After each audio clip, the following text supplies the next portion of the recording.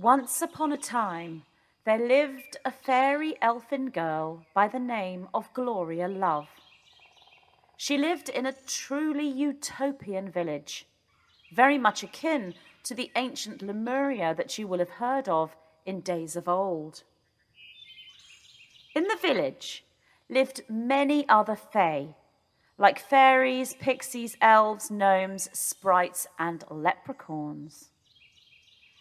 The majority of these sweet fae folk were loving, kind, and caring souls upon the path to service to others, positive polarization.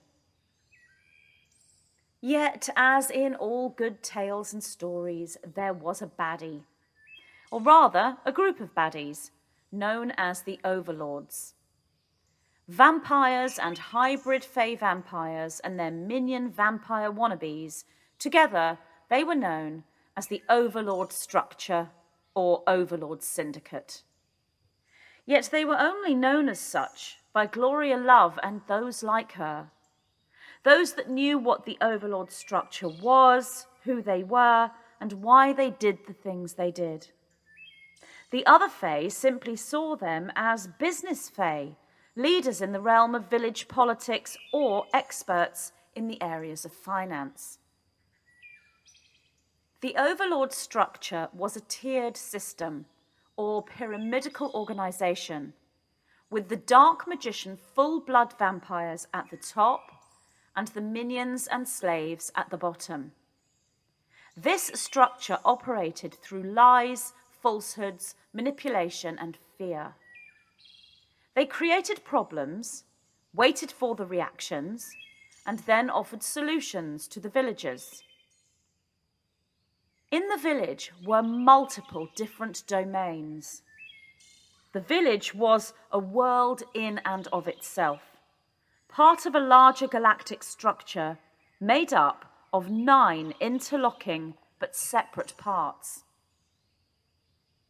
The overlords managed to become rulers or leaders of most of the domains, but this agenda did not always go to plan.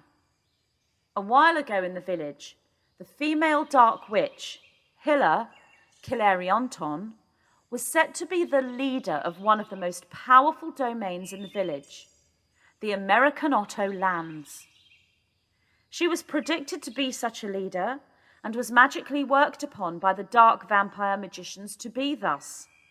And such, she would be the one to fly the flag with the yellow banana logo. A shockwave ran through the Overlord Structure when a grumpy old gnome, one not seen as any threat to the Overlords, was the one who became leader of the Americanotto lands, and it was he who flew the yellow banana flag. He was a grumpy, trumpy, jumpy gnome, and they called him Mr. Tea Tree because he always drank tea, and he liked to sit in trees reading his own biography that he himself wrote. His grumpiness, trumpiness, and jumpiness was overshadowed by his undying patriotic loyalty to the Americanotto lands. His loyalty extended to all the Americanotto land fae who lived there, yet only the awake, activated, aware, and savvy fae could see this. The Overlord Structure found that the grand plans and dark agenda that they had been working upon for so long were scuppered, and they needed to regroup and re-strategize, and their top priority for them was to oust Mr. Tea Tree from the top spot and bring in their decoy leader, Mr. Bebop. They did manage to do this by cheating in the next banana competition, but their winning prize was fake and phony. Mr. Tea Tree retained his top banana position underground, still seen as a leader by the loyal elfin community, the wise pixies and fairies, and the gnome and leprechaun tribe of brave fae soldiers. Much happens within the village after Mr. Tea Tree steps back from the front lines, including a deadly pathogen released upon the fae called the Kukiruru disease, followed on its heels by a poisoned apple cocktail delivered to the Fae in the form of juice or pie and marketed as prevention and cure. The Fae that knew no better ate multiple pies with gusto and drank their apple juices gladly. But Gloria and the awake and aware Fae did no such thing, and they grouped together in minds, hearts, and spirits across the domains to form a new community of light, a new fifth-dimensional village, and they became known as the Fae of the Forever Forest, or Gaia's children. All the while in another world within the galactic structure, called Earth, where mortals existed, the same play-out was occurring, albeit in a different form. There was another leader in the village who ruled over the domain known as Rushuiya, another mighty and powerful domain. This leader's name was Perua Rin Tin Tin. Now he was quite different to Mr. Tea Tree. In fact, he was very different to Mr. Tea Tree. For Mr. Tea Tree was moving towards a positive polarization within a service to others frequency.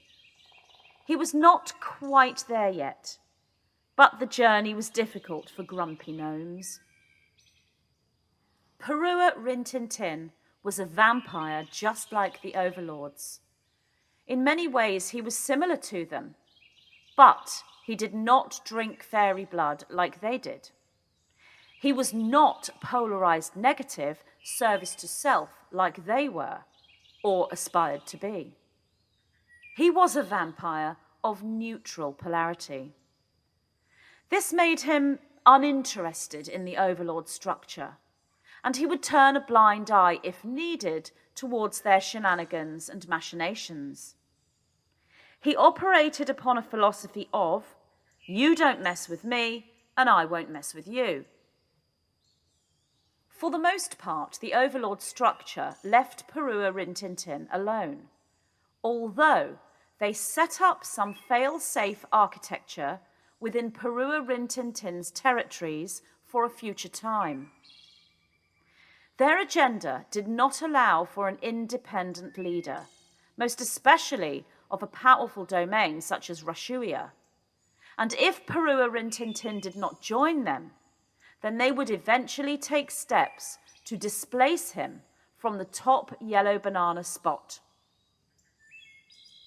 Now, Perua Rin Tintin was fiercely independent, and his main focus was the domain of Rushuiya and the Fae that lived there, much like Mr. Tea Tree and the Americanotto domain. But he went about things in very different ways. One could at all times refer to Mr. Tea Tree as a good gnome, a gnome of integrity and honour and service to the best of his ability. But we must remember that Perua Rin Tintin was a vampire. Yet so too was he a vampire of integrity and honour. He certainly considered himself to be a good vampire, but he was ruthless. And this meant that sometimes he would take certain action that others who did not know him and did not understand him may see as evil. Now, we would say that being a vampire does not automatically mean you are evil, and that ruthless and evil are two very different things. This is how the overlord structure intended to displace him from his position once they realized he would not join their cause, by painting him in the light that they are, by presenting him as the overlord vampire in the way that they are, taking the spotlight off themselves and onto another. This has always been their plan. Now, Perua Rin Tintin may not necessarily be aligned with Mr. Tea Tree and the good Fae, yet neither was he aligned with the overlords. He was a vampire, and he was a leader of a domain.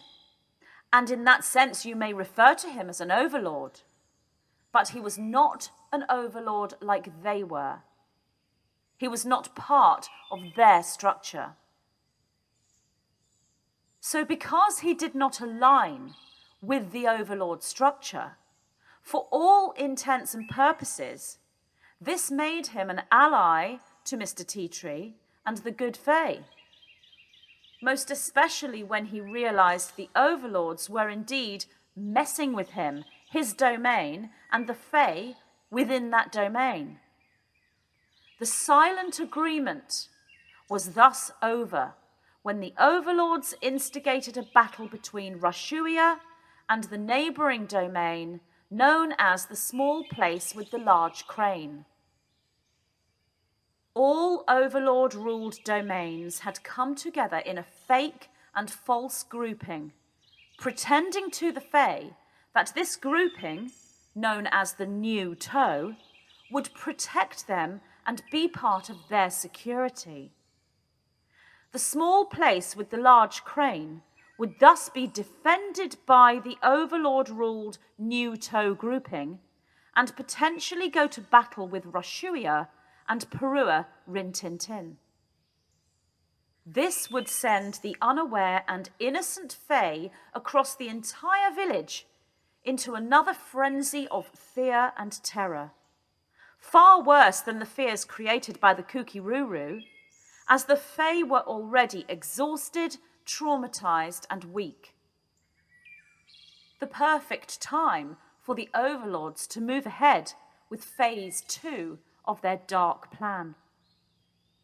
Only the aware and awake Fae like Gloria were able to hold the much-needed higher dimensional divine energies for both the village and the mortal world called Earth. Luckily, many mortals were moving through the great time of the awakening, just like the Fae, and they too were able to hold the fort, batten down the hatches, and prepare for the coming storm. The purpose of this story is not to tell you what will happen next, for we are all storytellers and dreamweavers.